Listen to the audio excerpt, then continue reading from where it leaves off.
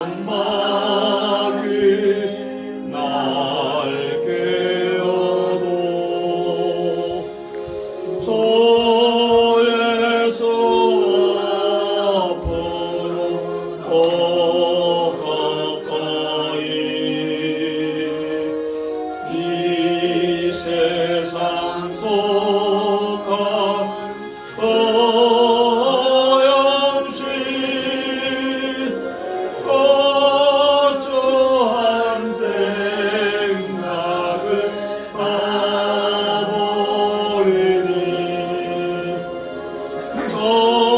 정결한 마음 내게 늘 주소서. 이 세상 내가 살 동안에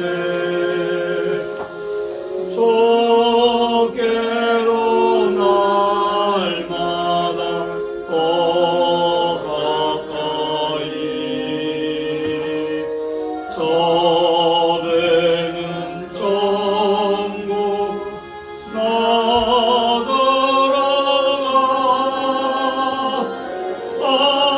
한없는 복락을 얻도록 풍성한 은혜를 비나이다.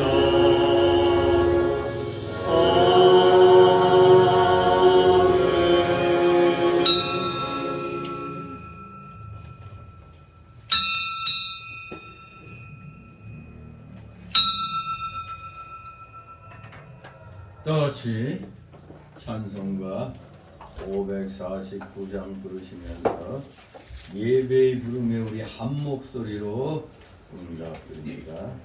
549장.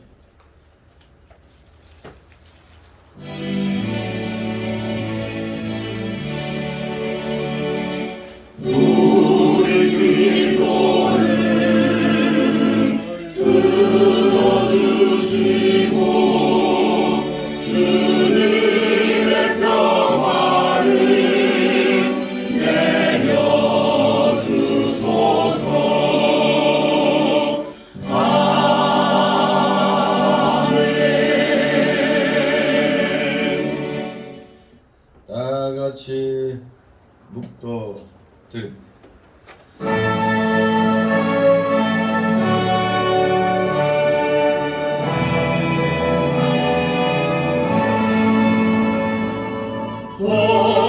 성부성자와 성령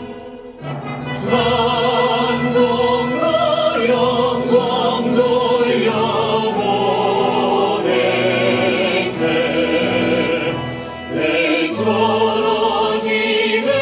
떨어지는까지 오 영원 노릇하여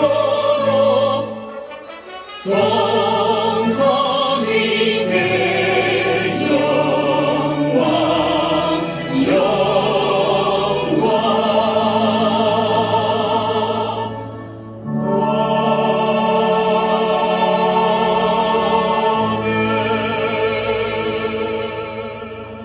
주의 궁정에서 한 날이 다른 곳에서 첫날보다 나은즉 악인의 장막의 거함보다 내 하나님 움직이고 있는 것이 좋사오니 만군의 여호와여 주께 의지하는 자는 복이 있나이다. 아멘.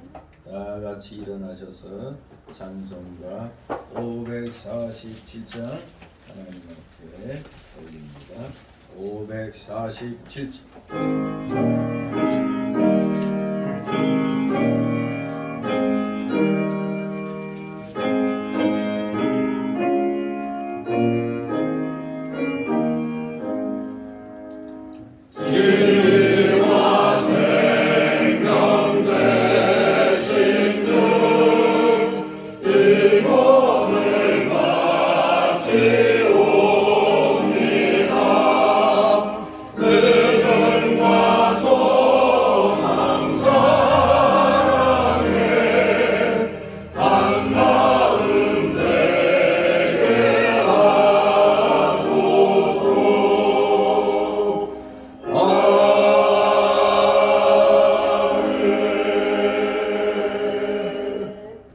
같이 교동문 43번 교독하도록 합니다. 찬송가 맨 뒤에 교동문 나옵니다. 43번 교동문 43번 마태복음 6장 제가 먼저 읽겠습니다. 43번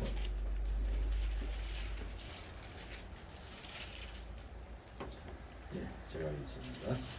내가 너희에게 이르노니 목숨을 위하여 무엇을 먹을까 무엇을 마실까 몸을 위하여 무엇을 입을까 염려하지 말라. 목숨이 음식보다 중하지 아니하며 몸이 음식보다 중하지 아니하냐. 공중의 새를 보라. 심지도 않고 거두지도 않고 창고에 모아들이지도 아니하되 너희 천국께서 들으시나니 너희는 이것들보다 귀하지 아니하냐. 너희 중에 누가 염려함으로 그 키를 한 자나 더할 수 있느냐. 또 너희가 어찌 의복을 위하여 염려하느냐. 들의 백합화가 어떻게 자라는가 생각하여 보라. 수고도 아니하고 불쌍도 아니하느니라. 그러므로 염려하여 이르기를 무엇을 먹을까 무엇을 마실까 무엇을 입을까 하지 말라. 이는 다 이방인들이 구하는 것이다. 너희 천국께서 이 모든 것이 너희에게 있어야 할 줄 아시느니라. 너희는 먼저 그의 나라와 그의 의를 구하라. 그리하면 이 모든 것을 것을 너희에게 더하시리라. 더하시리라. 아멘. 아멘. 다 같이 사도신경으로 신앙 고백 하나님께 드립니다. 전능하사 천지를 만드신 하나님 아버지를 내가 믿사오며 그의 아들 우리 주 예수 그리스도를 믿사오니 이는 성령으로 잉태하사 동정녀 마리아에게 하시고 본디오 빌라도에게 고난을 받으사 십자가에 못 박혀 죽으시고 장사한지 사흘 만에 죽은 자 가운데서 다시 살아나시고 하늘에 오르사 전능하신 하나님 우편에 앉아계시다가 저리로서 산 자와 죽은 자를 심판하러 오시리라. 성령을 믿사오며 거룩한 공예와 성도가 서로 교통하는 것과 죄를 사하여 주시는 것과 몸이 다시 사는 것과 영원히 사는 것을 믿사옵나이다. 아멘. 다같이 찬송가 3장 하나님 앞에 있습니다. 찬송가 3장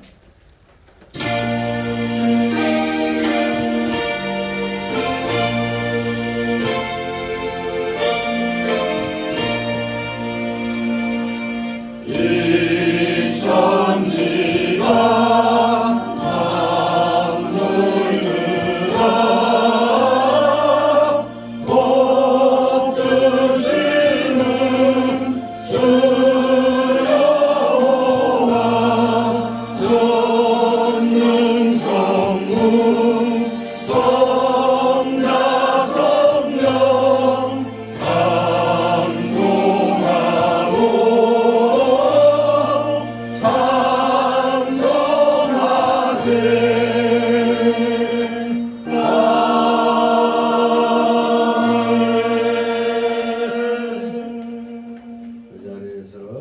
하나님 말씀 받습니다.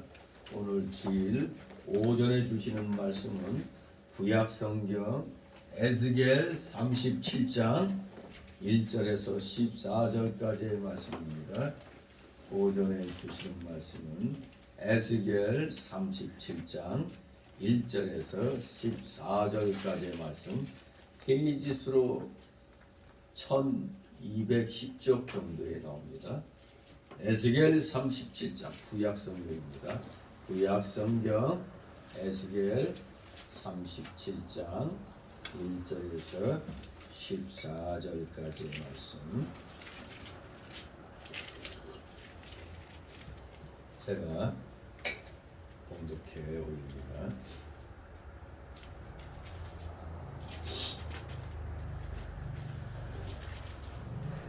여호와께서 권능으로 내게 임하시고 그 신으로 나를 데리고 가서 골짜기 가운데에 두셨는데 거기 뼈가 가득하더라. 나를 그 뼈 사방으로 지나게 하시기로 본즉 그 골짜기 지면에 뼈가 심이 많고 아주 말랐더라.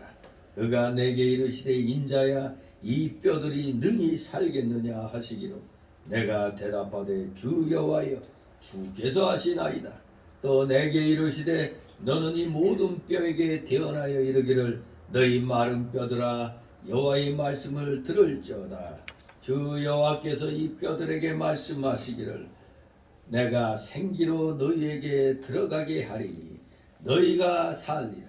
너희 위에 힘줄을 두고 살을 입히고 가죽으로 덮고 너희 속에 생기를 두리니 너희가 살리라.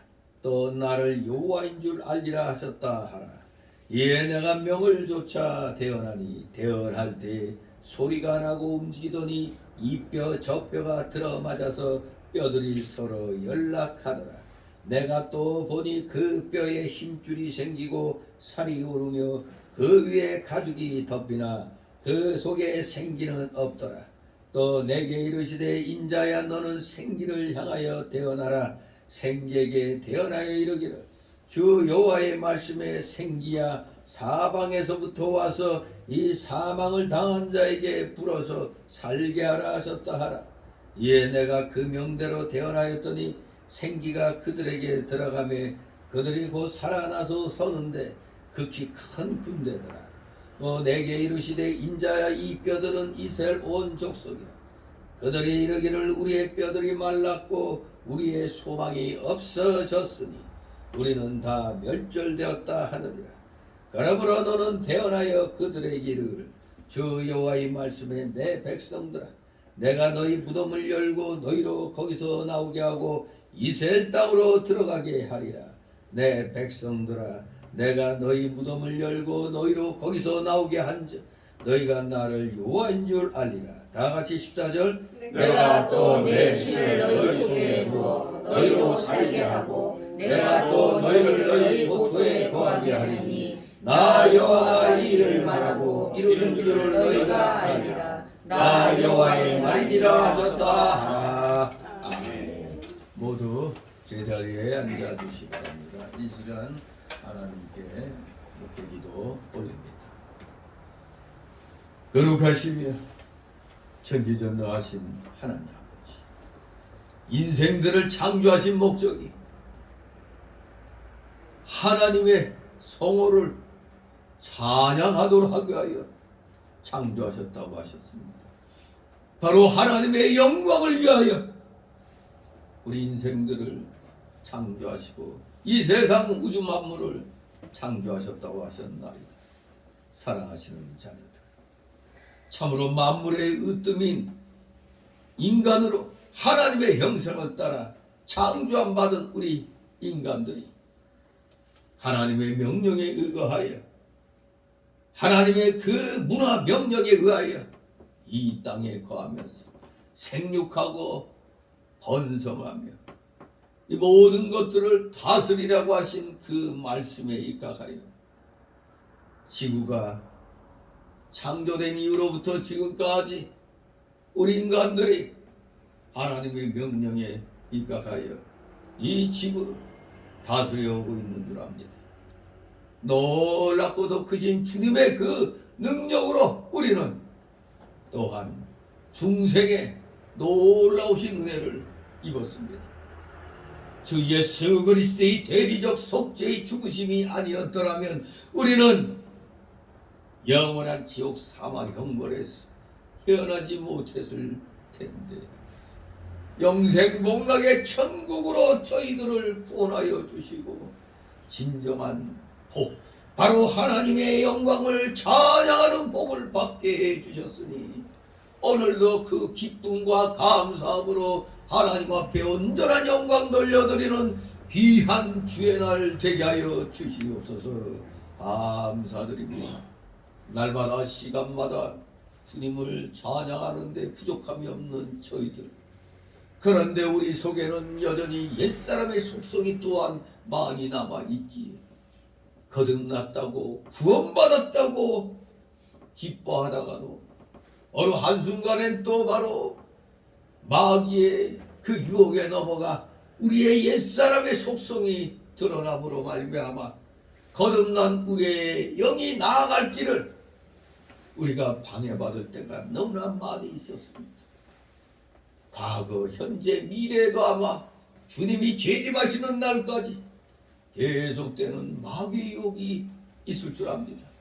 우리 모두 최선을 다하여 거듭난 새 사람의 영을 우리는 날로 우리는 성장시켜 나아가야겠기에 우리는 날마다 성경 말씀 열심히 읽고 열심히 말씀 듣고 또 열심히 말씀에 기록된 대로 지켜 행함으로 우리 모두 살아있는 믿음의 사람들이 다 되어야 하겠나이다.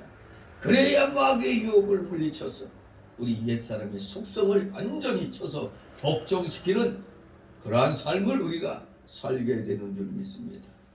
오늘도 귀한 주일인데 혹여 또 육신의 옛사람의 그 기에 눌려서 오늘 주일인데 주님 앞에 나와야 되는데 나오지 못한 죄의 자녀들 있습니까? 아버지 긍휼히 여겨 주시옵소서. 일주일에 하루를 그것도 오전 오후 서너 시간인데 그것도 지키지 못하고 우리가 어떻게 하나님의 구원받은 자녀라고 말할 수 있겠나이까? 우리 평상시에 그 월요일부터 토요일까지는 이 주일을 준비하는 귀한 그런 준비 시간이란 걸 분명히 알고 준비 철저히 해서 주일만큼은 어떻게든지 하나님 앞에 우리는 온전히 드릴 수 있는 귀한 성숙된 신앙인들 다 되게 하여 주시옵소서. 감사드립니다. 우리 기독교인들이 정신 차려 이 시대를 이끌지 아니하면 이 시대는 어두움 속에 방황하게 됩니다. 오늘날 대한민국의 기독교계가 사분오열돼서 제각기 딴 길로 가고 있습니다. 진정 마귀 사단의 세력은 똘똘 뭉쳐서 이 나라를 마귀의 나라로 만들려고 하고 있는데 어찌하여 정신 차리지 못하고 있는지 너무나 한심하고 참으로 통탄할 일입니다. 진정 구원받은 우리 자녀들은 서로 위로하고 격려하고 건면하면서 사단의 세력에 맞서야 되는데 그저 나 잘났다고 나를 내세우려고 하고 남이 잘되는 건 배가 아파서 시기하고 질투하고 끌어내리는 이러한 일들이 이 대한민국 기독교계에 대해 너무나 많이 일어나고 있습니다. 진실로 사단의 세력은 우리 기독교계의 분열을 보고 비웃을 것이라 봅니다. 우리 성계 성도들과 진리를 추구하는 대한민국의 모든 성도들은 한마음 한뜻으로 오직 십자가의 주님만을 바라보면서 하나님이 세워주신 이 대한민국은 절대 마귀에게 뺏길 수 없다는 각오로 우리 진실로 최선을 다해 오직 성경 말씀이 지시한 대로 이 사단의 세력은 타협의 대상이 아니라 멸할 대상이란 것을 분명히 알고 목회자들은 강단에서 불의에 대하여 경고하고 우리 성도들은 일선에서 삶의 현장 속에서 이 악한 사단의 세력과 우리는 싸워야 되는 줄 압니다. 이 자유민주주의 체제만큼 우리 기독교계가 하나님의 영광을 드러내는데 비한 체제라는 걸 어느 누가 부인할 수 있겠나이까? 그런데 어찌된 일인지 이 기독교계 내에 이 붉은 마귀 세력을 추종하는 무리들이 많이 있다는 것은 너무나 안타까운 일입니다. 우리 목회자들이 제대로 하나님 앞에 올바른 말씀 가지고 성도들에게 가르치지 못했기에 교회 다니면서도 마귀 세력과 짝하고 좋다고 하고 있으니 참으로 한심합니다. 그러나 하나님께서는 깨닫고 열심을 내는 우리 소수의 성도들 때문에 분명히 이 나라를 지켜주실 줄 압니다. 소수에 속한 우리 진리에 바로 선 우리 모든 성도들이 한마음 한뜻으로 주를 향하여 나아갈 때 우리를 보시고 이 나라를 굳건히 지켜주실 줄 믿습니다. 우리 모두 깨어 기도하며 나아가 복음을 증거하는 전도의 일꾼들 다 되게 하여 주시옵소서. 감사드립니다. 우리가 정신만 차리면 분명히 하나님께서 은혜 충만케 해주실 줄 믿고 우리 다시 한번 깨어 일어나 기도하며 나아가 말씀을 선포하는 우리 사랑하시는 자녀들 다 되게 하여 주시옵소서.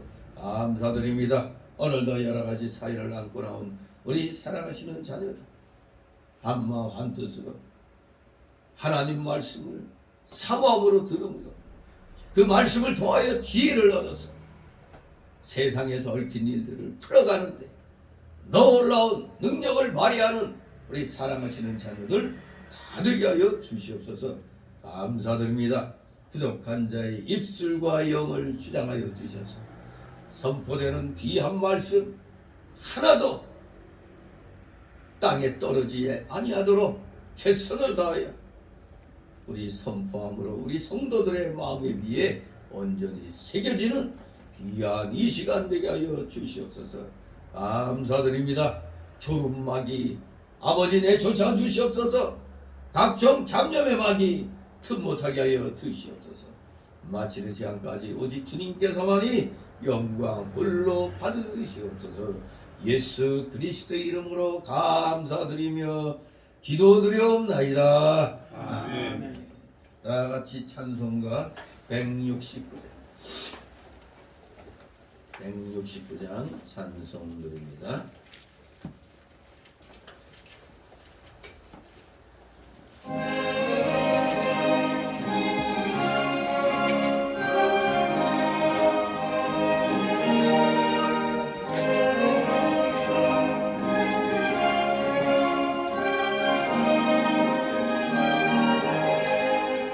강물같이 흐르는 기쁨 성령 강림하리라. 정결한 마음을 하도록 주의 거처 되겠네.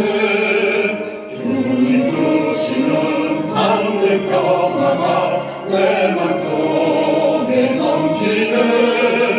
주의 말씀에 거센 공명도 장담하게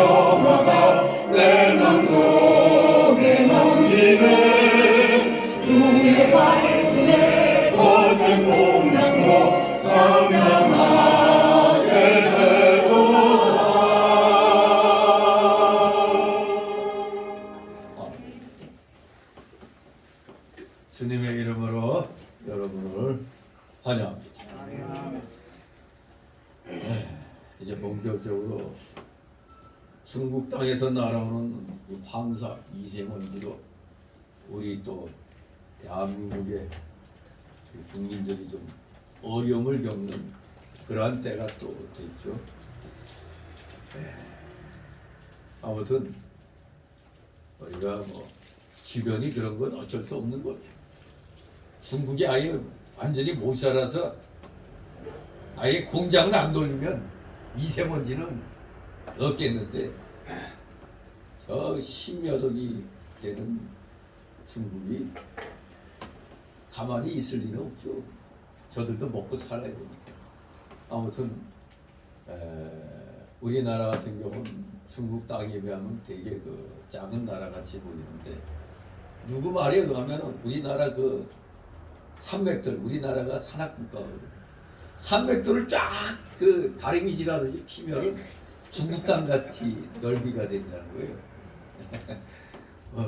기분은 그렇게 말하면 좋겠습니다만 아무튼 우리 계절이 바뀌고 이제 따뜻해지는 그런 계절이 됐는데 밖에 많이 나가고 싶죠. 이제 슬슬 밖에도 나갈 때가 돼서 전에 같으면 우리가 주영 예배도 우리가 밖에 나가서 남한산성 그 정상에서 또 구영 예배도 드리고 막 그랬습니다. 아무튼 이 좋은 날씨, 이거 황사나 미세먼지가 아니면 참 좋은 날씨가 이제 됐는데 우리 힘을 내서 우리 열심히 더 신앙생활을 하도록 해야 되겠습니다. 오늘 이 제목이 뭡니까? 마른 뼈에 대한 환상 원입니다. 원투로 나누어서 오전으로 살펴보겠는데 마른 뼈, 좋게 말해서 마른 뼈지 일반적으로 말하면 해골의 골짜기의 그 환상의 얘기입니다. 해골이 널널하게 널려있는 그 골짜기의 그 해골들의 그 뼈다귀들의 그 환상을 통해서 하나님께서 하나님 백성들에게 좌절감을 주시는 건가 생각할 수도 있지만 그게 아닙니다.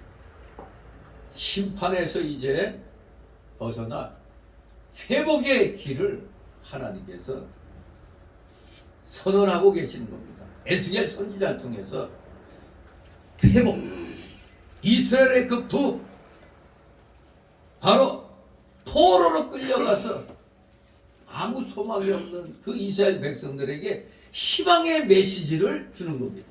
이 마른 뼈에 대한 이 환상, 마른 뼈 골짜기에서 일어난 이 환상은 이 에스겔서 가운데서 가장 잘 알려져 있습니다. 아마 이 성경을 신앙생활을 많이 하신 분들은 마른 뼈 환상, 해골의 골짜기의 그 환상 이거 많이 들어봤을 겁니다. 이 에스겔서에서 가장 또 많이 또 활용되고 있는 부분이 이 37장입니다. 그런데 알려진 만큼이나 조금 잘못 이해되고 있는 면도 있습니다. 즉 마른 뼈 골짜기의 이 환상은, 이 해골의 이 환상은 육체의 부활에 대한 구약의 교훈 또는 영적 중생에 대한 비유로만 이해되고 있고, 또 이제 15절 후반부에 나오는 두 막대기의 상징이 나오죠. 두 막대기의 상징은 단순히 연합된 이스라엘, 그 연합된 이스라엘, 그 영원한 하늘나라를 뒷받침하는 그런 근거로 사용되어 왔습니다. 일반적으로 그렇게 많이 활용을 했습니다. 그러나 이 37장을 바르게 이해하는 열쇠는 이 본문을 이 문맥 속에서 살피는 일이 바르게 이해하는 열쇠가 되겠습니다. 그저 마른 뼈 환상, 해골의 환상, 마른 뼈 골짜기의 환상 해가지고 그냥 이걸 소위 그 풍유적으로 그렇게 또 해석만 하면 또 멋있게 나올 수는 있는데, 잘못하면 이 본문의 문맥에서 어긋나는 그러한 해석이 될 수도 있어요. 그래서 본문의 문맥을 잘 살피면서 그 문맥 안에서 이것을 우리가 살펴봐야 되는 겁니다. 지금 에스겔 선지자는 지금까지 쭉 그 언약 백성에게 장차 임할 축복의 청사진을 제시해 왔습니다. 사실 이 에스겔서 이 보면은 1장에서 이 48장까지 내용 가운데 1장에서 3장까지는 에스겔의 그 소명받는 데에 대해서, 그리고 4장에서 24장까지는 바로 유다에 내린 그 심판을 그리고 있습니다.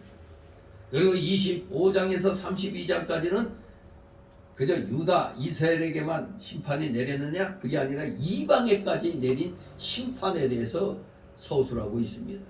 그런데 이제 심판에 대해서는 유다든 이방이든 32장까지는 심판에 대한 내용이었는데, 이제 33장에 들어가면서부터 마지막 48장까지 이스라엘의 회복에 대한 그런 메시지가 추가되고 있습니다.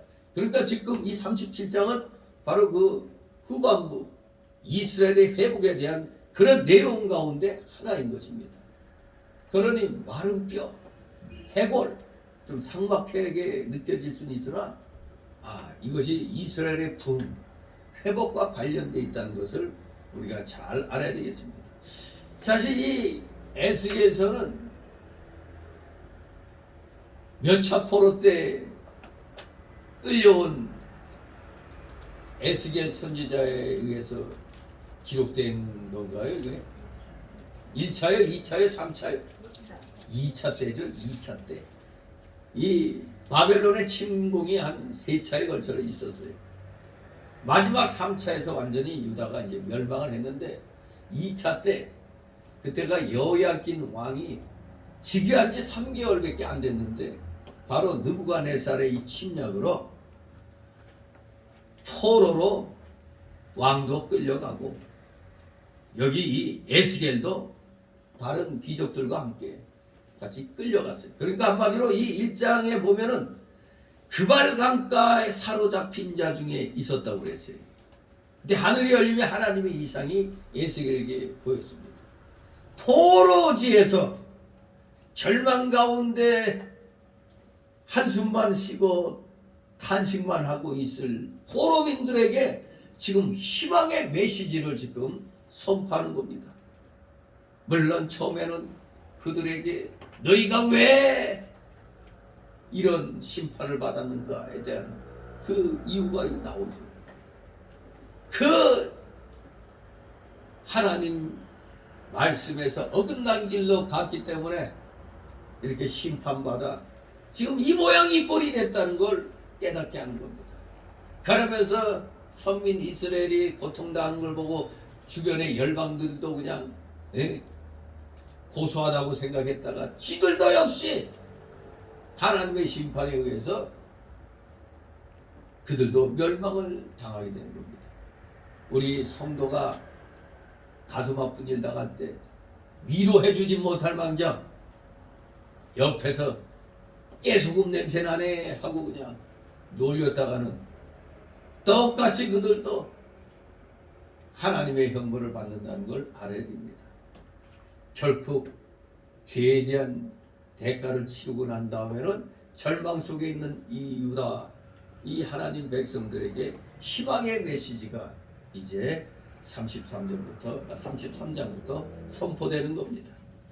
아무튼 축복의 청사진이 이제 쭉 33장을 기점으로 해서 제시되고 있습니다.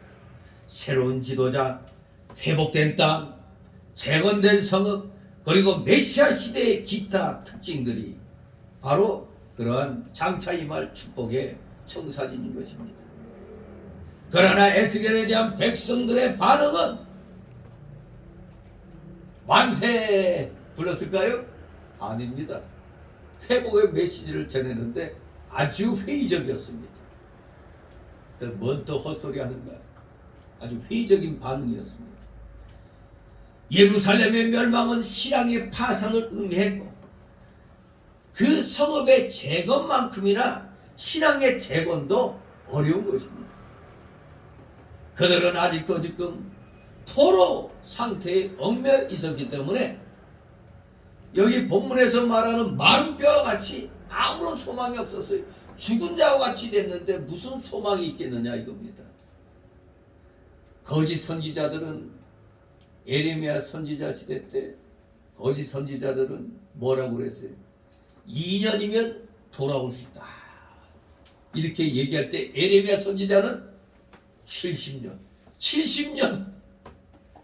포로 생활할 것을 전했잖아요. 그런데 백성들이 누구 편들까요? 2년이면 돌아온다. 대부분의 그 소위 선지자란 자들이 대부분 다 뭔 헛소리 하지 마라. 2년이면 하나님께서 다 돌아오게 하신다. 근데 거기에 생뚱맞게 70년 딱 하니 미쳤나 그랬을 거 아니에요. 70년이라니. 결국 이제 세월이 흐르니 예레미야 선지자의 말이 맞았다는 것을 알게 되는 거죠. 희망이 없었습니다. 좌절 속에 놓여 있을 수밖에 없었습니다. 그러나 모든 것이 어두운 절망의 상태에 빠져 있는 상황 속에서 여기 에스겔 선지자는 포로지에 있지만서도 불가능을 가능케 하시는 하나님의 능력을 발견한 것입니다. 하나님의 의도가 이스라엘을 회복시키는 것이라면 위대한 기적을 일으켜서라도 반드시 그 일을 이루실 것임을 믿었습니다. 그래서 이 37장은 바로 이러한 메시지를 담고 있는 겁니다. 즉 마른 뼈들이 변해가지고 큰 군대를 이룬 이 환상은 바로 역사상으로 이루어진 이스라엘의 회복을 뜻하는 것이기도 하는 것입니다. 그리고 15절 이하의 두 막대기의 환상, 그 두 막대기로 하나를 만드는 이 상징은 분열된 유다와 이스라엘이 다시 연합하여 한 국가를 이루게 될 것도 의미하는 것입니다. 이제 오늘 이 1절 14절을 통해서 온전한 회복을 이루는 요소가 지금 소개되고 있습니다. 여기 1절 14절에는 마른 뼈 골짜기 환생이 쭉 전개되는데 그 뼈들은 본문에서도 밝히고 있는 대로 유배지에서 즉 토로지에서 살고 있는 이스라엘 백성을 가리키는 것입니다. 이 환상은 둘로 나뉘어지는데 먼저는 마른 뼈들에게 여호와의 말씀을 들으라고 명령하는 부분입니다. 그 명령을 들은 마른 뼈들은 서로 연결되고 살이 차오름으로써 사람의 형태를 취하게 되었습니다. 그러나 그 속에 생기가 없으므로 여전히 시체 상태에 머물러 있는 불완전한 회복에 불과했던 겁니다. 그러고 나서 에스겔 선지자는 생기, 즉 바람 또는 영이라고 하는 이 생기를 향하여 그 시체 위에 불어서 살게 하라는 여호와의 명을 대언하였습니다. 대언한 겁니다. 에스겔이 한 게 아니고 하나님 말씀을 주신 걸 그대로 읊은 겁니다. 대언한 겁니다. 그러자 비로소 그들은 살아 움직이는 온전한 사람이 되었고 그래서 기적은 완성이 된 겁니다. 이 두 단계의 중요성과 차이점이 무엇인가를 우리가 먼저 살펴보면 에스겔은 지금 서로 다른 두 대상을 향하여 대언했기 때문에 먼저는 뼈에게 하나님 명령을 대언했고 그 다음은 영에게 말씀을 대언했던 겁니다. 대상이 다르죠. 하나는 뼈, 나중에는 영이었습니다. 이 뼈에게 대언한 것은 절망 속에 빠져있는 백성들에게 하나님의 말씀을 선포한 것이고 그것은 어느 정도의 기적을 일으키지만은 한계가 있다. 그 한계를 보여주고 있습니다. 이 첫 번째 이 단계 뼈에 대한 대언은. 그러나 나중에 영에게 하는 그 대언은 죽은 자에게 생기를 불어넣어 산 사람이 되게 해달라고 하나님께 간구하는 기도와 같은 그런 성질의 것이었습니다. 이때야 비로소 구원이 온전한 구원이 성취가 되는 겁니다. 이처럼 오늘날의 우리 성도들도 우리들의 삶도 말씀을 듣는 데서 완성되는 게 아닙니다. 그저 예배만 많이 드리고 기도만 많이 하면 된다. 성경 공부만 많이 하면 된다. 그게 아닙니다. 한 단계 나가야 완성이 되는 겁니다. 지금의 단계는 그냥 이 마른 뼈에 살이 붙고 일종의 살아있는 모습은 됐지만 시체야 아직 움직이지 못하니까. 그러므로 우리는 말씀을 듣는 데서 중지하는 게 아니라 성령과 항상 교통하며 무시로 기도하는 데에서 완성이 된다는 걸 알아야 됩니다. 기도하면은 힘이 생기죠. 성령의 충만함을 받으면 가만히 앉아있지는 못하는 겁니다. 하나님께 나가서 예수 믿으라고 복음을 전하고자 하는 충동이, 이 감동이 생기는 겁니다. 말씀은 들음에서, 들음은 하나님의 그 말씀에서 비롯되는 거거든. 그러면은 하나님의 말씀은 살아 역사하시는 힘이 있는데 왜 살아 역사하지 않고 가만히 여전히 앉아갖고 그 옛날 선비들처럼 맹자왈 공자왈 그것만 하고 있어요. 오늘날에 잘못된 목사들, 성경을 잘못 깨달은 목사들은 여전히 그렇게 행동합니다. 성도는 기도해야지. 나아가서 싸우는 거 아니라고. 이런 자들이 많으면 나라는 망하는 겁니다. 나라가 망했다는 건 교회가 망하는 겁니다. 말씀을 들었다면, 들은 말씀을 완성시키려면 어떻게 해야 돼요? 움직여야 되는 겁니다. 즉 말씀을 가지고 나아가 실천에 옮겨야 되는 겁니다. 그러니까 마태복음 7장에도 구하고 찾고 두드리라고 말씀하는 겁니다. 기도함으로 완성된다고 한다면, 말씀을 듣는 것으로 완성된다면 그냥 구하라 그걸로 끝날 텐데, 구하고 찾고 그 다음엔 힘을 쓰라고 두드리라고 얘기하는 겁니다. 여기에서 바로 우리는 이 두 단계의 이 대언의 말씀을 통해서 우리가 다시 한번 그것을 깨닫게 되는 겁니다. 아, 움직여야 되는구나. 활동을 해야 되는구나. 그걸 느끼는 겁니다. 여러분, 우리 대한민국 교계가 교계 왜 공산주의 사상 가진 자들이 많은지 아십니까? 왜 교회에 간첩 사상을 가진 자들이 많은지 아십니까? 여러 교단이 지금 7개 교단인가? 기하성이 뭐 WCC에서 나오기로 선언을 했다고 신문에서 본 것 같은데, 아무튼 세계 기독교 교회 협의회에 이 대한민국 교단들이, 큰 교단들이 많이 들어가 있었어요. 그 WCC가 바로 옛날 소련 공산당 정권이 만든 단체입니다. 그게 공산단체, 공산화단체.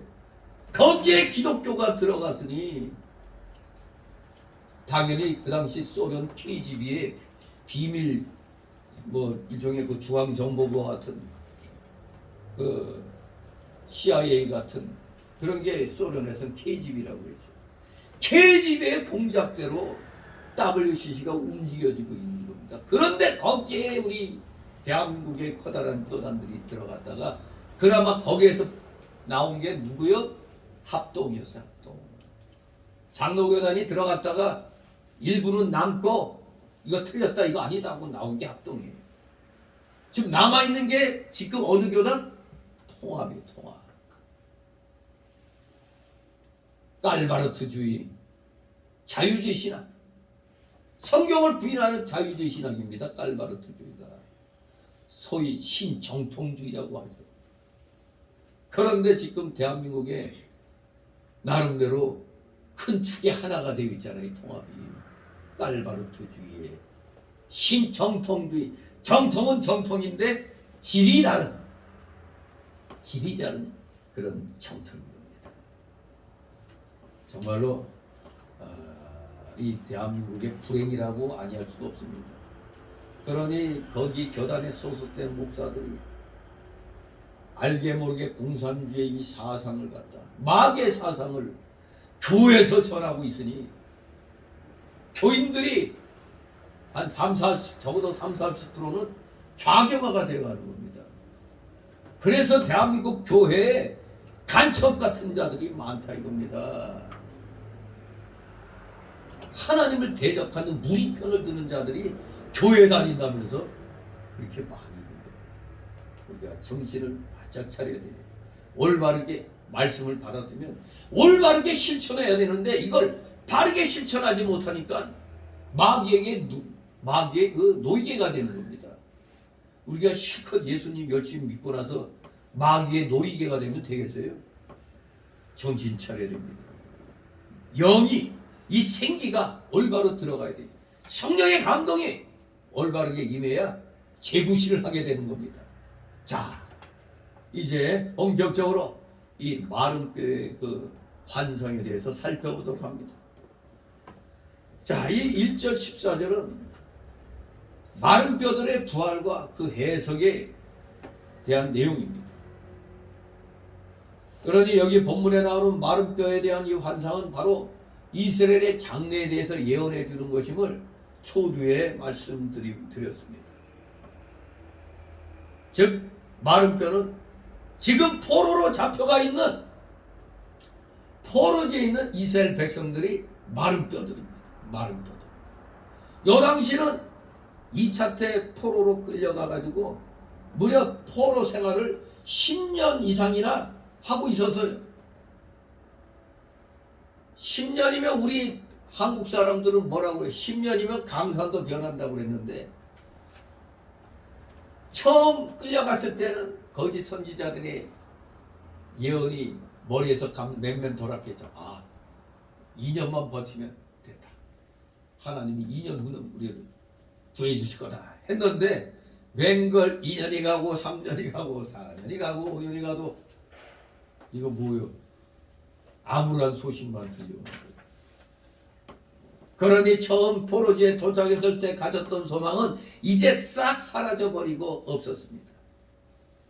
마치 그들의 상태는 살아날 소망이 전혀 없는 이 해골과 같은 것이었습니다. 그러나 이스라엘의 회복은 흩어졌던 마른 뼈들이 다시 모여 새 생명을 얻는 것과 같은 것입니다.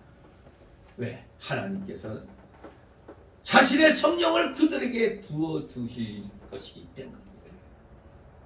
그들은 새 마음과 새 영은 물론 새로운 육신을 갖게 될 것입니다. 자, 다같이 1절 2절 있습니다. 여호와께서 권능으로 내게 임하시고 그 신으로 나를 데리고 가서 골짜기 가운데 두셨는데 거기 뼈가 가득하더라. 나를 그 뼈 사방으로 지나게 하시기로 본즉 그 골짜기 지면에 뼈가 심이 많고 아주 말랐더라. 아멘. 여러분이 1, 2절 읽으면서 골짜기, 산의 골짜기를 아마 연상하게 되죠. 산의 골짜기에 우리가 이 관악산 올라가면 골짜기로 생각되는 데가 주로 어떻게 생겼어요? 골짜기는 좀 이렇게 좀 파인데 같이 좀 좁은 것으로 보이잖아요. 그런데 저도 그런 식으로만 생각했는데 요번에 그 중동 거기 성지 순례 그 한 9박 10일로 갔다 온 그 김대령 목사가 얘기를 하더라고요. 골짜기를 어떻게 생각하고 있냐고 물어보길래 지금 생각한 대로 아니 산에 이 파인데 이게 골짜기지 그러니까 근데 거기 가서 그게 골짜기라고 알고 봤더니 골짜기라고 이름돼 있는데 들판이 그래 들판. 그러니까 여기 그 몇 절이에요? 뒤에 보면 그 3장 22절에 들이라고 기록되어 있다고 그러는데 3장 22절 보면은 어디 갔어?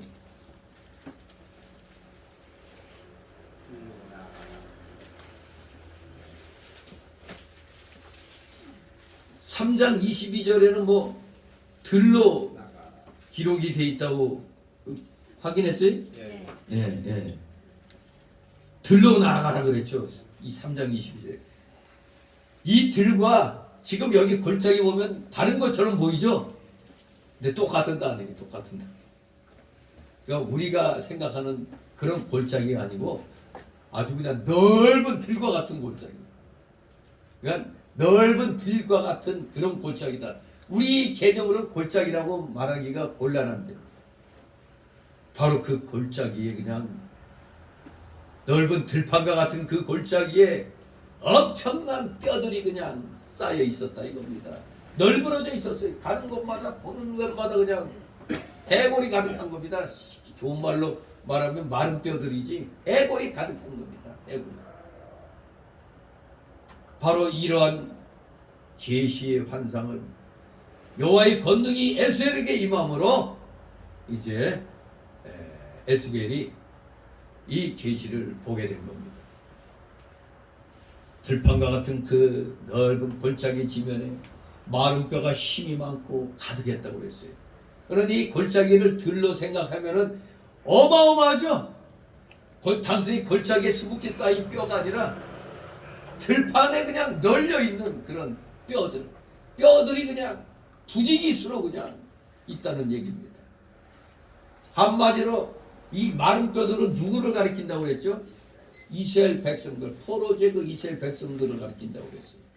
그야말로 포로지에 있는 이 이스라엘 백성들의 상황이 이 마른 뼈같이 해골들같이 희망이 소망이 전혀 없는 그런 절망적인 그런 상황에 놓여 있음을 이 마른 뼈 골짜기의 이 환상을 통해서 깨닫게 하는 겁니다. 너희들은 지금 이러한 절망 상태에 빠져 있지 하면서 이제 소망의 메시지를 주는 겁니다.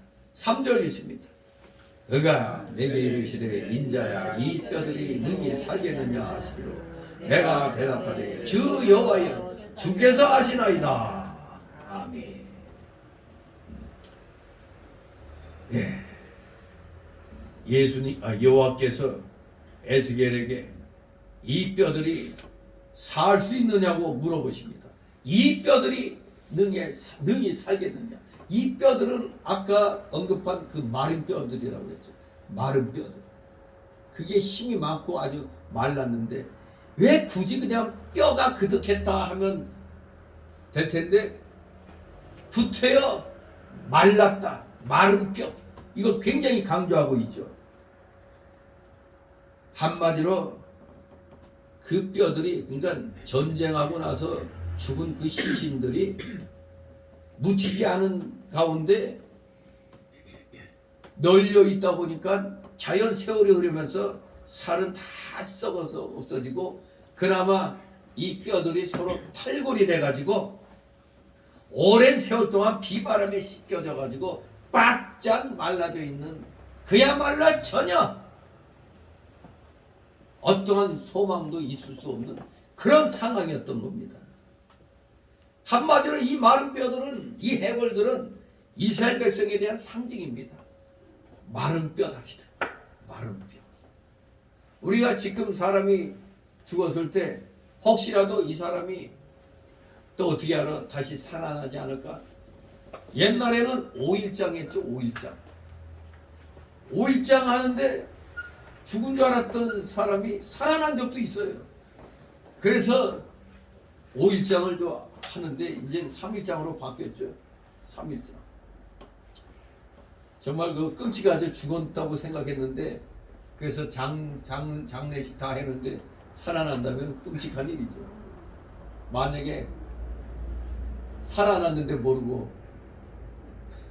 화장을 한다? 불 가운데 집어넣는다? 땅속에 묻는다? 생각만 해도 끔찍하죠. 그냥. 아마 그런 걸 예방하기 위해서 그렇게 뭐 장례식은 며칠 동안 이렇게 하는 것으로 보입니다. 그런데 여기 이 시신 상태에서 완전히 이 마른 뼈가 됐다는 건 아예 그런 거는 이미 다 도저히 불가능한 걸 말하는 겁니다. 다시 이런 마른 뼈가 무슨 뭐 기적이 일어난다 해도 어떻게 이게 그냥 살아나겠는가? 절대 불가능한 것을 말하는 겁니다. 도무지 불가능한 상태 속에서 어떤 가능의 실마리를 찾을 수 있겠느냐는 그러한 하나님의 질문이었던 겁니다. 이 뼈들이 능히 살겠느냐? 인간편에서 생각하면 그것은 결코 이루어질 수 없는 헛된 망상에 불과했지만 무에서 유를 창조하시고 없는 것을 있는 것처럼 부르시는 하나님께는 그것이 가능했습니다. 하나님께는 가능합니다. 결국에 문제가 되는 것은 가능이냐 불가능이냐 하는 차원의 문제가 아니라 그것을 믿느냐 못 믿느냐의 차원인 것입니다. 믿느냐 못 믿느냐. 너 내가 이거 살릴 걸 믿느냐 못 믿느냐 그겁니다. 그랬더니 에스겔이 뭐라고 했어요? 주께서 하시나이다 이렇게 대답했습니다. 마치 이것을 요한복음 21장에 그 시험에 들었다가 다시 정신 차린 그 베드로에게 세 가지 질문을 하셨죠. 네가 나를 사랑하느냐? 세 번 질문했을 때 다 주께서 아시나이다 그렇게 세 번씩이나 베드로가 대답했죠. 한마디로 우리 믿는 사람 입장에서는 하나님께서 하시면 하시는 줄 믿습니다. 그런 대답이 되겠죠. 그러나 안 믿는 사람들 입장에서는 에휴 장난치십니까? 그런 의미가 되죠. 안 믿는 사람들은. 믿는 우리는 하나님이 하시면 됩니다. 이거 아닙니까? 우리의 대답은. 여기 에스겔 선지자의 대답은 주께서 아시나이다 한 대답한 것은 좀 전에 말씀한 대로 주님이 살리고자 하시면 살 줄을 믿습니다. 그런 뜻입니다. 이게 오늘날 우리 성도들의 모범 답안입니다. 하나님께서 무엇을 할 수 있겠느냐 하면 하나님이 해주시면 할 수 있습니다. 이렇게 대답해야지. 아이고 이걸 어떻게 합니까? 이 불신자 같은 대답하면 안 됩니다. 할 수 없거든이 무슨 말이에요? 할 수 있거든이 무슨 말이냐? 하나님이 회개해 주시면 되는 겁니다. 에스겔 선지자는 그것을 알았던 겁니다. 믿었던 겁니다. 하나님이 역사하시면 그 뼈가 아무리 세월이 흘러 바짝바짝 말라 있다 할지라도 심지어 뼈들이 비바람에 의해서 탈골된 상태에서 막 여기저기 뒹굴었을 거예요. 뒹굴고. 그런데 그런 뼈가 능히 살 줄을 에스겔이 믿었던 겁니다. 그러니 가능이냐 불가능하냐 차원이 아니라 믿느냐 안 믿느냐의 차원인 겁니다. 하나님이 해주시면 되는 거고 안 해주시면 안 되는 겁니다. 믿느냐 안 믿느냐 그 차원입니다. 오직 살리고 살리지 않는 것을 하나님의 주권에 맡긴 것입니다. 하나님의 주권 이것을 우리는 인정해야 됩니다. 4절에서 우리 10절까지 한번 쭉 읽도록 하겠습니다. 또 내게 이르시되 너는 이 모든 뼈에게 태어나여 이르기를 너희 마른 뼈들아 여호와의 말씀을 들을지어다. 주 여호와께서 이 뼈들에게 말씀하시기를 내가 생기로 너희에게 들어가게 하리니 너희가 살리라. 너희에게 힘줄을 주고 살을 입히고 가죽으로 덮고 너희 속에 생기를 누리니 너희가 살리라. 또 나를 여호와인 줄 알리라 하셨다. 이에 내가 명을 쫓아 대언하니 대언할 때 소리가 나고 움직이더니 이 뼈 저 뼈가 들어맞아서 뼈들이 서로 연락하더라. 내가 또 보니 그 뼈에 힘줄이 생기고 살이 오르며 그 위에 가죽이 덮이나 그 속에 생기는 없더라. 또 내게 이르시되 인자야 너는 생기를 향하여 대언하라. 생기에게 대언하여 이르기를 주 여호와의 말씀에 생기야 사방에서부터 와서 이 사방을 당한 자에게 불어서 살게 하라 하셨다 하라. 이에 내가 그 명대로 대언하였더니 생기가 그들에게 들어가매 그들이 곧 살아나서 일어서는 게 지극히 큰 군대더라. 아멘. 예. 이제 여호와께서 그 마른 뼈들에게 생기를 들어가게 하여 살릴 것을 에스겔 선지자에게 알게 해 주셨습니다. 이 5절에 보면 주 여호와께서 이 뼈들에게 말씀하시기를 내가 생기로 너희에게 들어가게 하리니 너희가 살리라. 생기로 너희에게 들어가게 하겠다. 이 생기란 어휘는 이미 창조시에 하나님께서 흙으로 빚은 사람의 형체에 하나님의 숨을 불어넣어서 산 사람을 만드셨던 것과 같은 생동감 넘치는 그 성령의 재창조 역사를 묘사하기 위해서 사용된 단어라고 우리가 생각할 수가 있습니다. 바로 이 생기를 불어넣어서 살게 해주겠다고 말씀하시는 겁니다. 그래서 에스겔에게 이렇게 되어나라고 하셨죠. 첫째, 너희 위에 힘줄이 생기라. 두 번째, 살이 입히라. 세 번째, 가죽이 덮이라. 네 번째, 생기가 사방에서 불어오라. 마지막 다섯 번째로 살아나라. 이 여호와께서 직접 말씀하신 게 아니라 에스겔 선지자에게 그렇게 하라고 대언을 시킨 겁니다. 대신 말하라고 시킨 겁니다. 그랬더니 에스겔은 여호와의 명령대로 그대로 대언을 한 겁니다. 그랬더니 그 뼈에서 소리가 나고 뼈들이 움직이고, 아니 마치 우리 만화 영화 보는 것 같은 그런 역사가 지금 눈앞에서 일어나는 겁니다.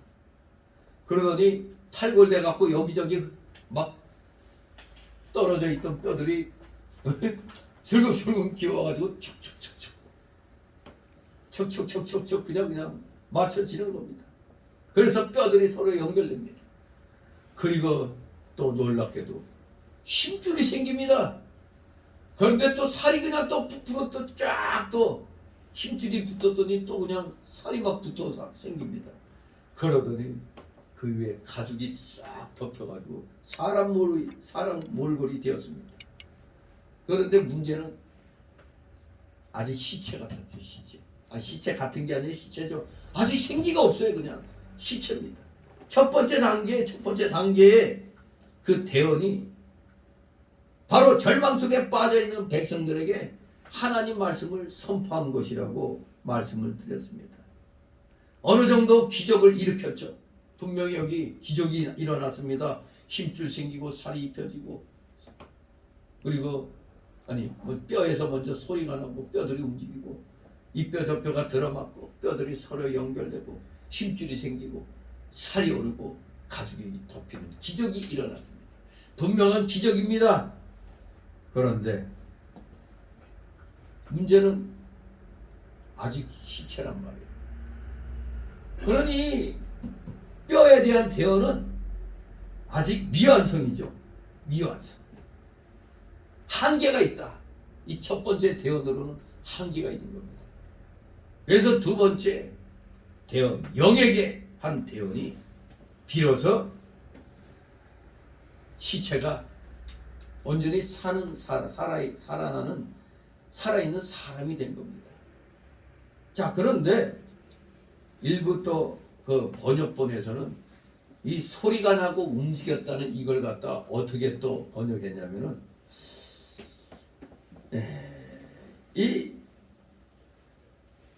그 잉글리시 리바이즈드 버전이라는 ERV 그 역본에서는 이 소리가 나고 움직였다는 걸 마치 이런 기적에 수반된 지진, 지진이 나서 막 움직여서 뼈가 소리가 났다, 요렇게 번역을 했어요.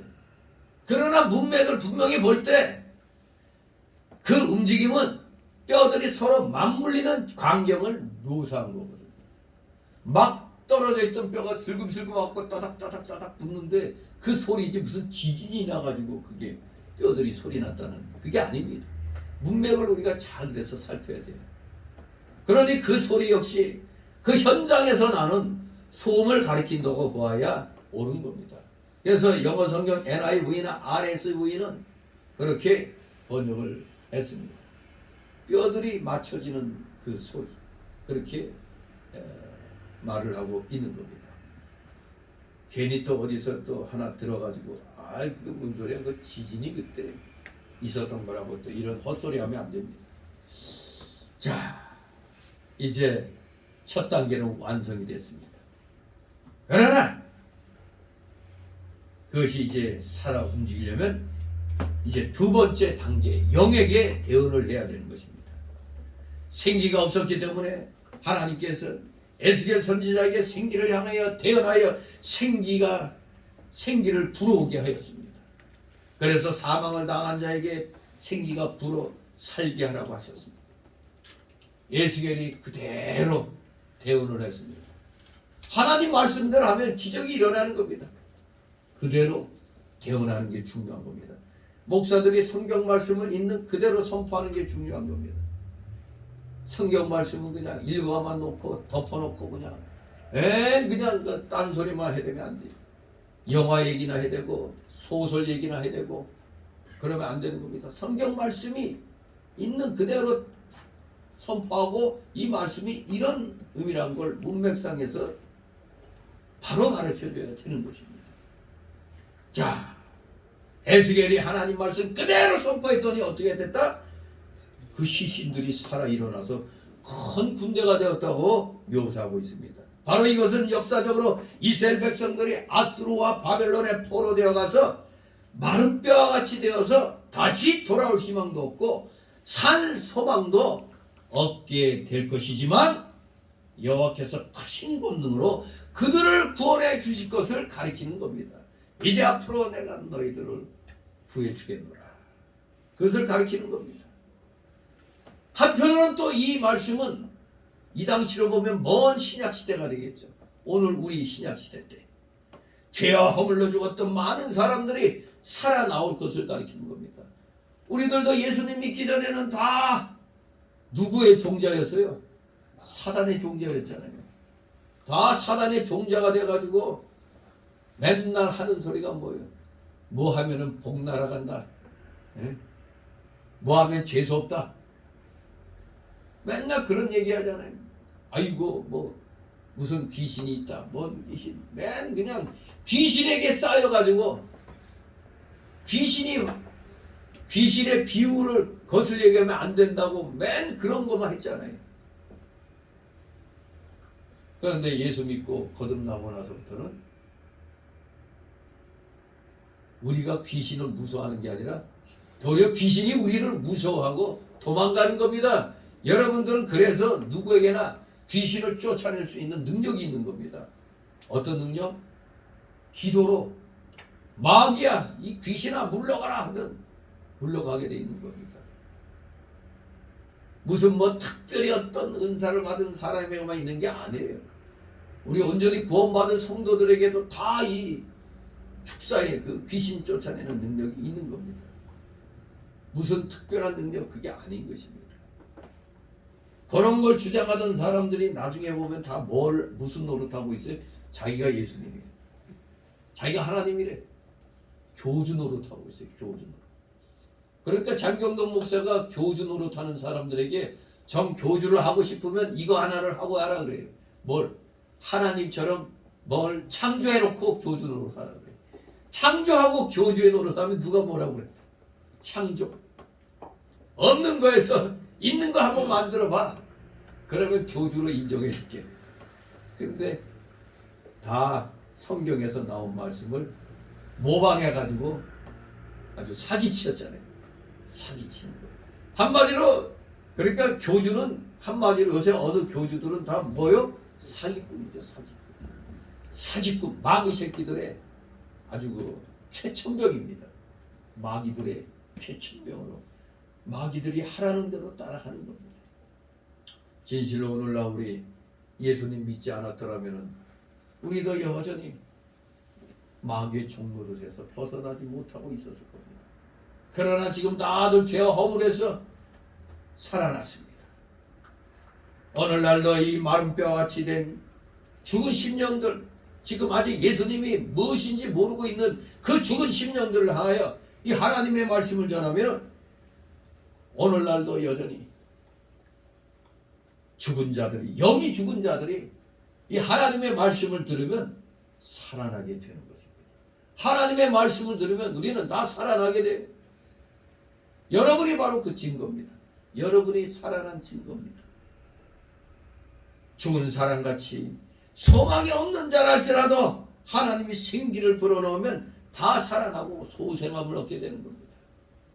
하나님의 말씀을 전할 때 권능이 임하여 마른 뼈가 움직이게 되고 하나님의 생기가 들어가면 죽은 자가 살아나는 겁니다.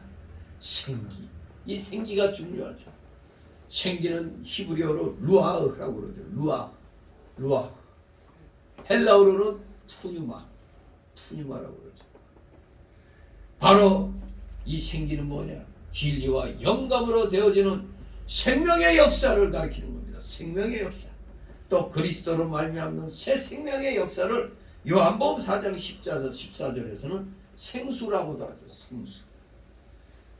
말시에도 기독교가 큰 환난 중에 들어가 마른 뼈와 같이 되어도 주님께서 재림하실 때 새 생명을 얻고 일어나서 주님을 영접하게 되는 것입니다.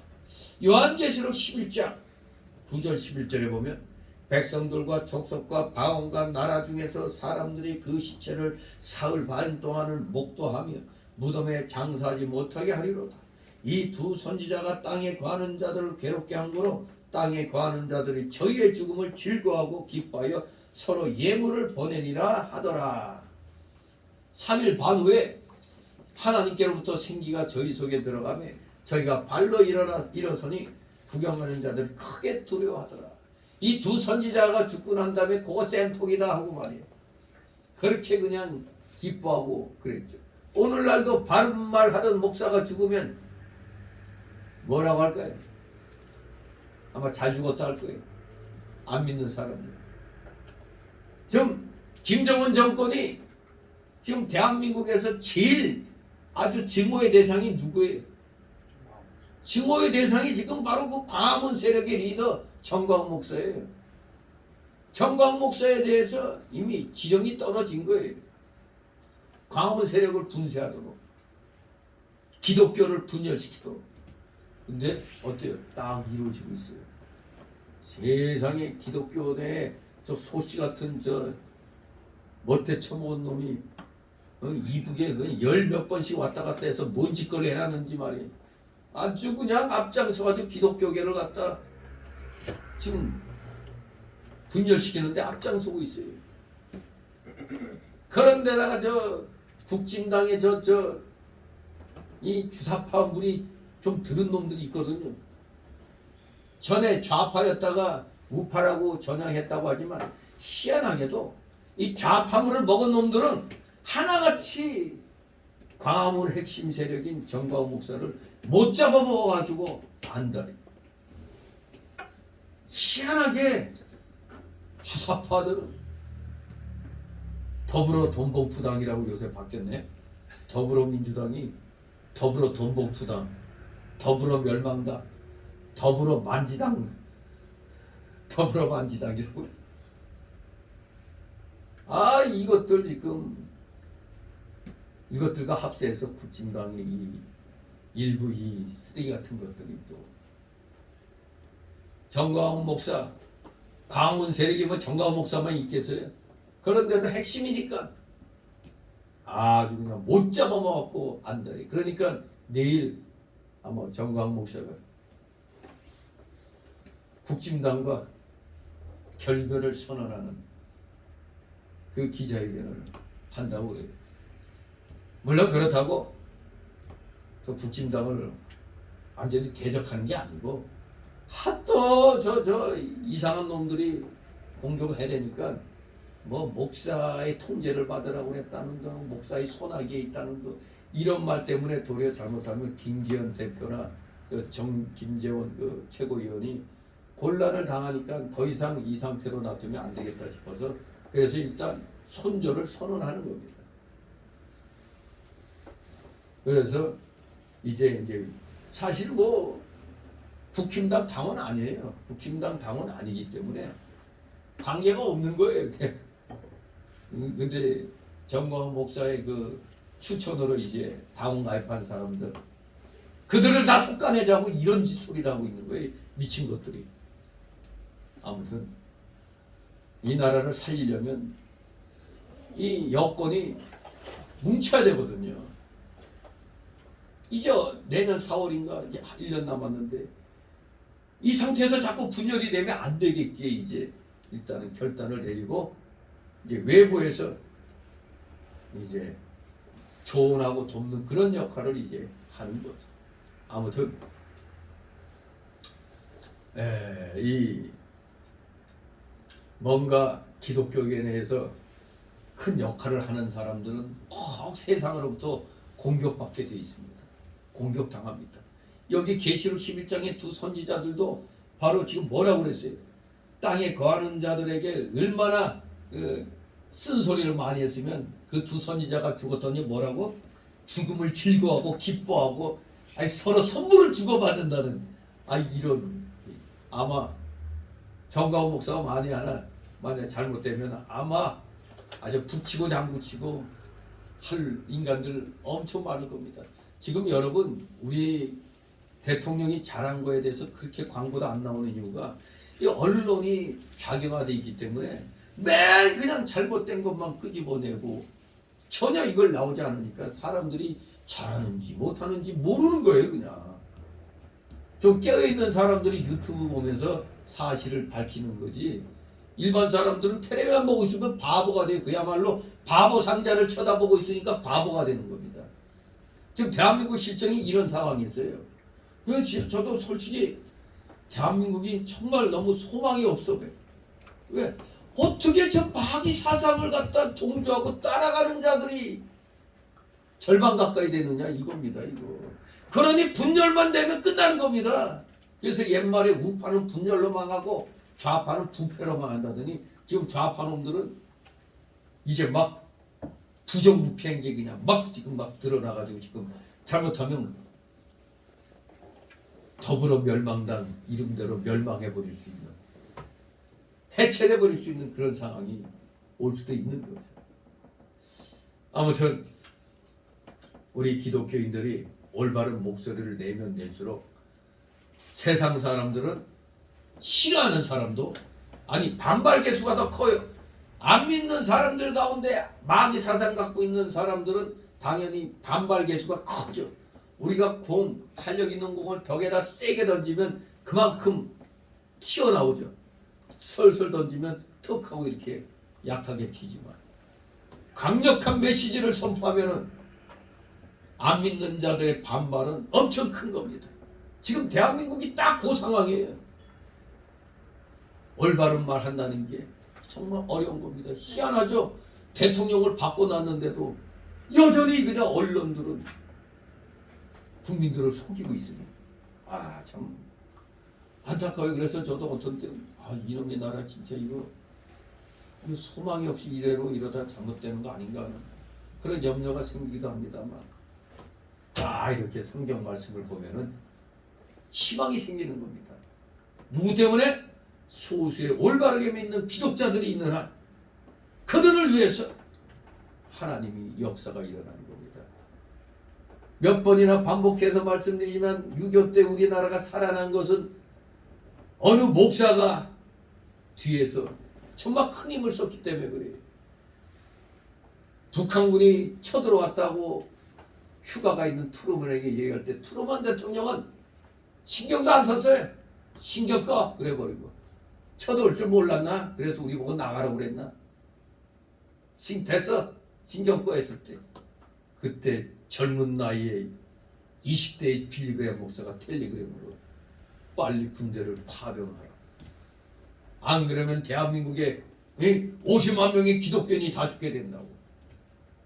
그런데 군대 파병을 하지 않고 그들을 다 순교자로 만든다면 당신은 하나님의 저주를 받을 것이라고 그 약관의 나이 젊은 목사가 트루먼 대통령에게 그렇게 전보를 친 겁니다.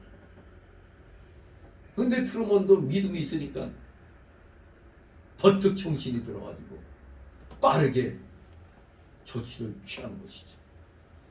바로 한 사람의 깨어있는 목사에 의해서 대한민국에 미군이 다시 파병돼가지고 이 나라가 살아난 겁니다. 진실로 소수에게도 진정한 믿음이 있으면 하나님의 역사가 일어난다는 걸 알아야 됩니다. 아무리 마른 뼈 같은 상태에 놓여 있게 될지라도 소망이 있는 겁니다. 에스겔이라는 선지자가 같이 있잖아요. 다 이미 포기하고 죽은 것 같은 그들에게 에스겔이라는 선지자가 살아서 시퍼렇게 살아가지고 하나님의 메시지를 선포하니 소망이 있을 수밖에. 다 썩어져가고 죽어가는 이 대한민국의 광화문 운동이 일어나가지고 대통령을 마침내 우파로 바꿨잖아요. 그런데 여전히 아직 정신 못 차리고 있는 기독교인들. 그러나 반드시 하나님께서 우리 깨어있는 기독교인들을 통해서 이 대한민국에 다시 한번 희망의 메시지를 우리에게 주시는 줄 믿습니다. 생기야 사방에서부터 오라 그랬어요. 하나님의 말씀과 성령이 세상에 충만할 것인데 어디에서도 믿고 생명을 얻을 수 있는 것을 가르치는 겁니다. 진실로 하나님의 말씀과 그 말씀 받아서 그대로 태어난다는 것, 이것이 에스겔 선지자가 필수적으로 해야 할 요소입니다. 그대로 말하는 것. 오늘날 목회자가 성경 말씀 제하지 말고 그대로 선포해야 되는 겁니다. 죄지면 멸망한다. 선포해야 돼요. 아니 어떻게 마귀의 사상을 쫓아가요? 그러면 멸망을 선포해야 되는 겁니다. 대한민국 교회에 한 30-40%씩 싹트고 있는 그 좌익의 무리들, 공산주의 사상을 지지하는 그런 자들에게 메시지를 바로 선포해야 돼요. 마귀 사상을 가진 자들, 마귀를 추앙하는 자들은 저주를 받을지어다 선포해야지. 저들이 절반 나가면 우리 교회가 어려운데, 실상 그래서 교회 문 닫은 데도 있습니다. 교회 목사들이 가장 두려워하는 게 메시지 선포했을 때 반발하고 나가는 성도들 때문에, 그게 두려워서 메시지를 선포 못합니다. 그래서 제하고 거기다 또 다른 걸 보태가지고.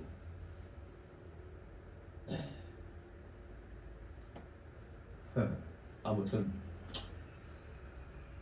어디 가도 뭐 예수 믿으면 구원 받긴 받는데, 문제는 똑바로 믿어야 될 거 아닙니까? 똑바로 말씀대로 믿어야 되는 겁니다. 말씀과 영감은 세상 어디에서나 똑같이 역사하십니다. 세상 사방 어디에서나 말씀과 영감을 받아서 살아나서 그들이 큰 군대가 되는 역사가 오늘날에도 그대로 있는 겁니다. 근데 문제가 많지 않다는 데 있죠. 예. 근데 많지 않지만 요소마다 다 올바른 교회들이, 목사들이 있는 겁니다. 그런 교회 들어가면 괜찮은데, 빨갱이 사상 가진 목사가 목회하는 교회에 들어가면 자신도 모르게 그냥 좌익 사상이 물들어 버리는 겁니다. 안타까운 일이죠. 진실로 말씀과 영감마다 온전히 살아나 하나님 말씀대로 행해 나가는 그러한 무리가 진정한 예수 그리스도의 정병인 것입니다.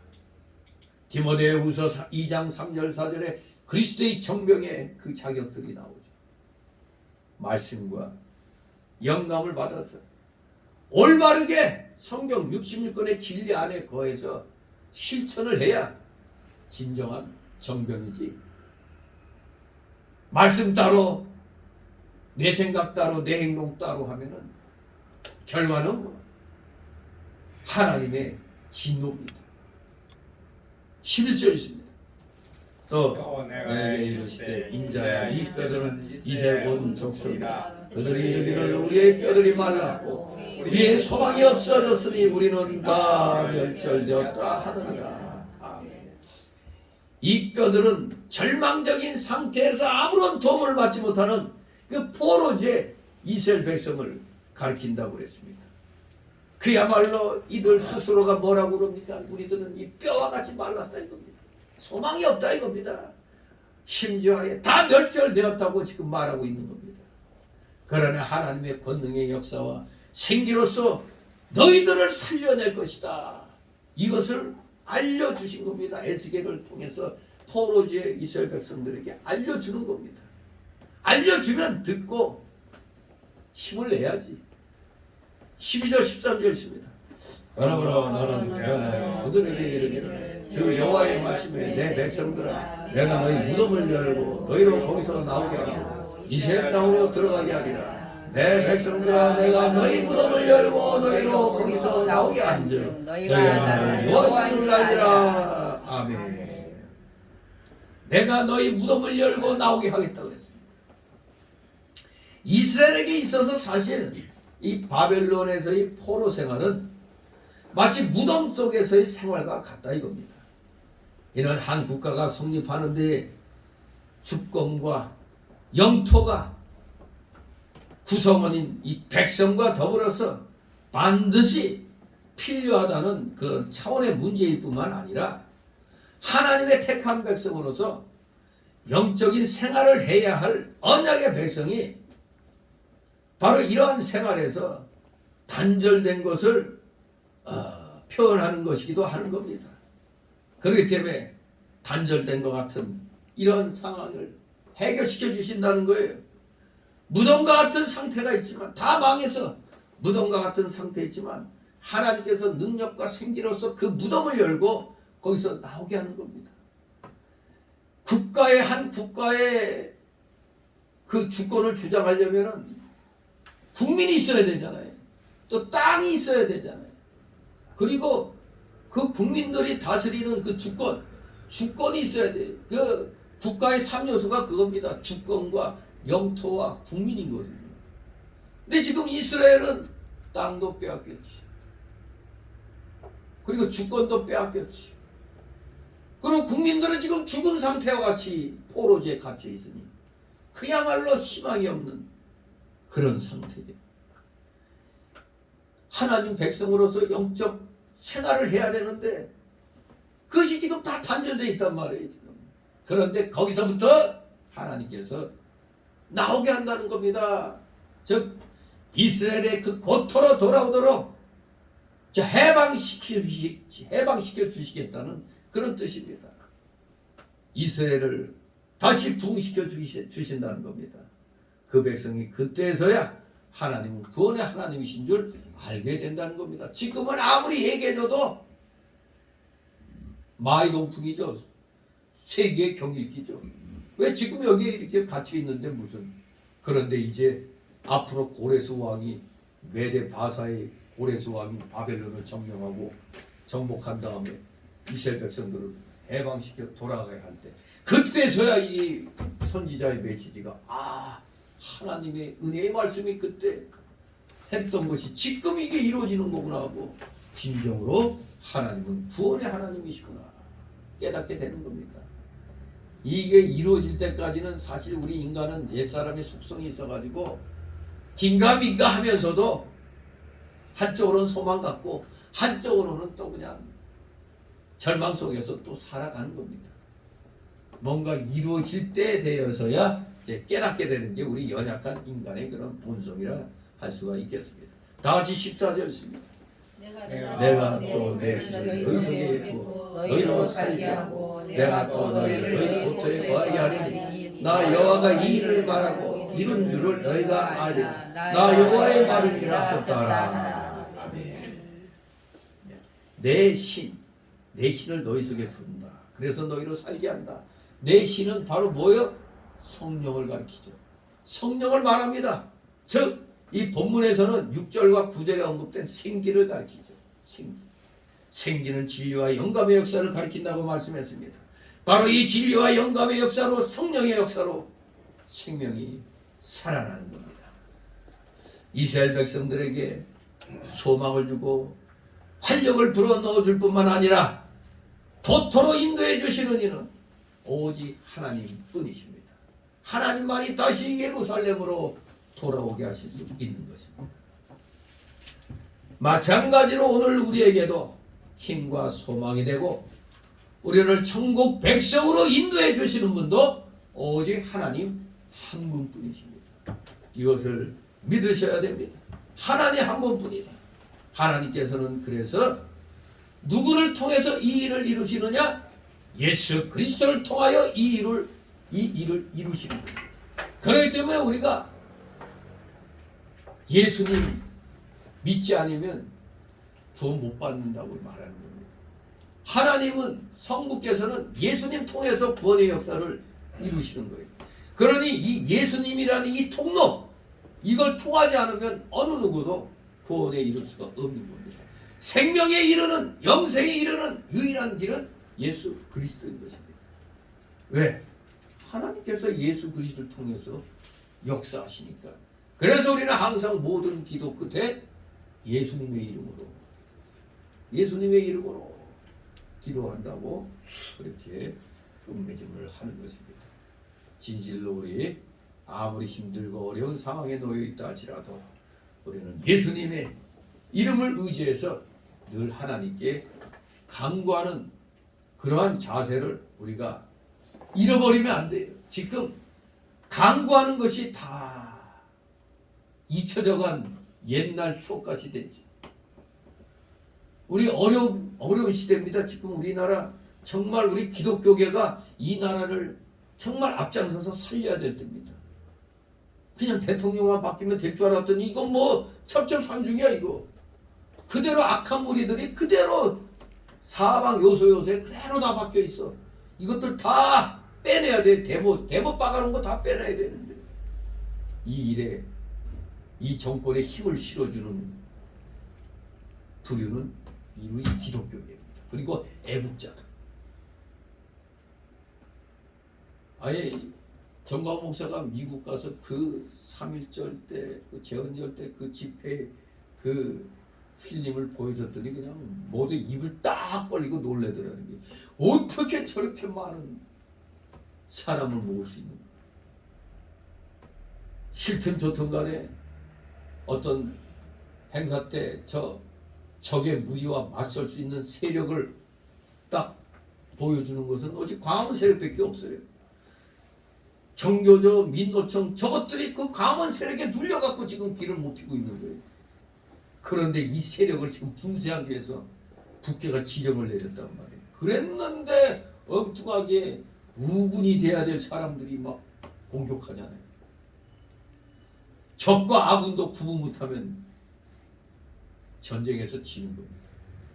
적과 아군을 분별하는데 우리 기독교인들이 선두에 서가지고 정말 하나님이 이 나라를 지켜주시기를 우리 모두 간절히 구하면서 오늘도 온전히 이 주일의 이 모든 영광 하나님께서 받으시기를 사모하는 또 간절히 구하는 여러분들 되시기를 주님의 이름으로 축원합니다. 기도합니다. 거룩하신 하나님 아버지, 은혜를 감사드립니다. 진실로 우리가 아무리 힘들고 어렵더라도 우리 구원받은 자들에게는 소망이 있다는 사실, 예수 그리스도의 그 보혈 공로로 우리는 모두 제사함받고 영생함을 얻었사오니 참으로 이거 하나만으로도 우리 소망을 가지고 어떠한 환난과 공고일지라도 다 극복하면서 헤쳐나가 승리를 쟁취함으로 하나님께 온전히 영광 돌려드리는데 부족함이 없는 우리 사랑하시는 자녀들 다 되게 하여 주시옵소서. 감사드리며 예수 그리스도의 이름으로 기도드려옵나이다. 다 같이 찬송가 493장 찬송입니다.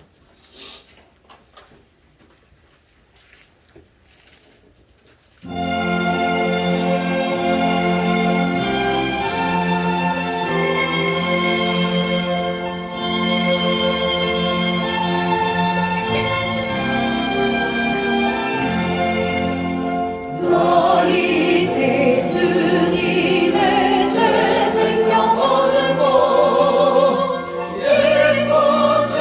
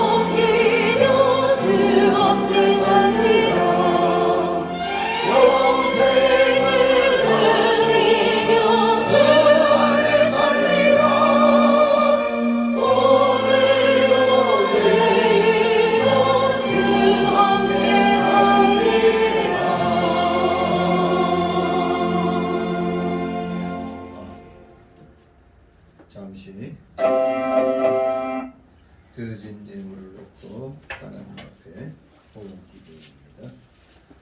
사랑과 은혜가 충만하신 거룩하신 하나님 아버지, 오늘도 사랑하시는 자녀들 아무리 세상의 경제가 어렵고 힘들다 할지라도 그래도 하나님께서 허락해 주신 각자의 그 일터에서 그 생활의 터전에서 최선을 다하여 귀한 열매들을 맺었습니다.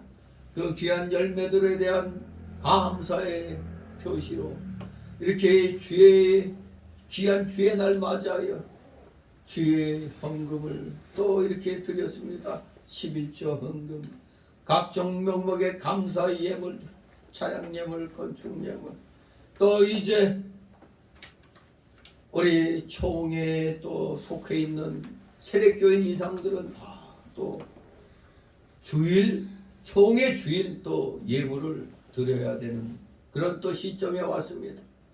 우리 오늘도 힘든 가운데서도 이 모양 저 모양으로 하나님 앞에 드린 우리 사랑하시는 자녀들, 아버지 이들의 손길을 기억하여 주시고 이들의 가정과 하는 생업 위에 오병 위에 놀라우신 은혜가 임하게 하옵소서. 하늘의 기름진 복과 하늘의 신령한 복과 땅 위에 기름진 복이 우리 성도들의 가정과 그 하는 생업에 임하게 하옵소서.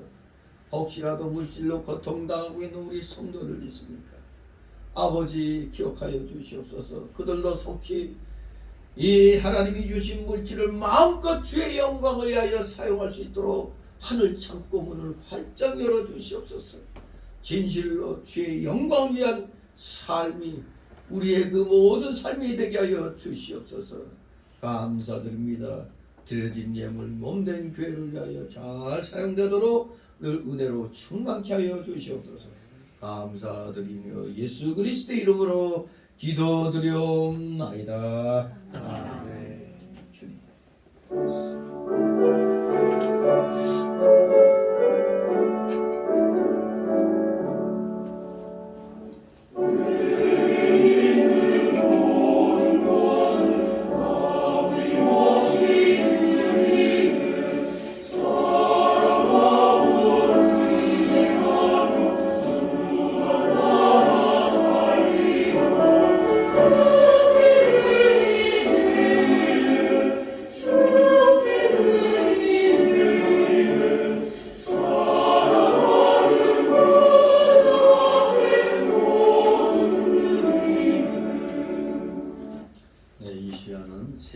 소개 시간인데 등록된 카드 없습니다. 우리 서로 가볍게들 인사들 나누시 바랍니다. 네, 반갑습니다. 항상 환절기 때 건강에 유의하시기 바랍니다. 광고 말씀. 지금 다 읽어보신 줄 알겠는데 이제 8번을 보시기 바랍니다. 총회 주일홍대. 매년 1년에 한 번씩 하는 거 있죠. 바로 저기 선풍기 밑에 저희 총회 주일 45주년이라고 나와 있죠. 이제 지금 또 우리는 지금 제가 새로운 신설로에 또 주축이 되다 보니까 4월 20일 날 목요일 날 오전 11시에 이제 대한노회로 설립 예배를 드립니다. 그리고 나서 이어서 오후에 봄노회, 대한노회, 봄정기노회를 이제 갖게 됩니다. 그렇기 때문에 이제 20일 지나면 4월 안으로 또 총회 주일헌금을 또 대한노회 소속 성교회로 또 드려야 됩니다. 세례교인들은 이건 의무입니다. 대한민국에 세금 내는 것처럼 총회에 속해 있으면 이게 또 의무 분담금이 돼요. 10,000원씩 거의 힘들어도 내실 건 또 내셔야 되겠습니다. 아무튼 이번에 우리 대한노회 설립 예배 참 아주 그냥 여러 가지 힘든 일이 많고 지금도 여전히 또 모함하는 말들을 지금 많이 하고 있어요. 아무튼 이제 이 행복으로 가는 게 인천에 이쁘게 전에 다 한번 가봤죠. 여기 최기성 목사하고 나오고 이제 중경로 회장 둘이 이제 여기 신솔로에 이제 온전히 이제 가담해서 이제 하는 거기 때문에 조금 좀 어깨가 무거워요. 아무튼 위하여 기도해 주시기 바랍니다. 우리 다 같이 일어나셔서 62 찬송 드리고 축복으로 마칩니다.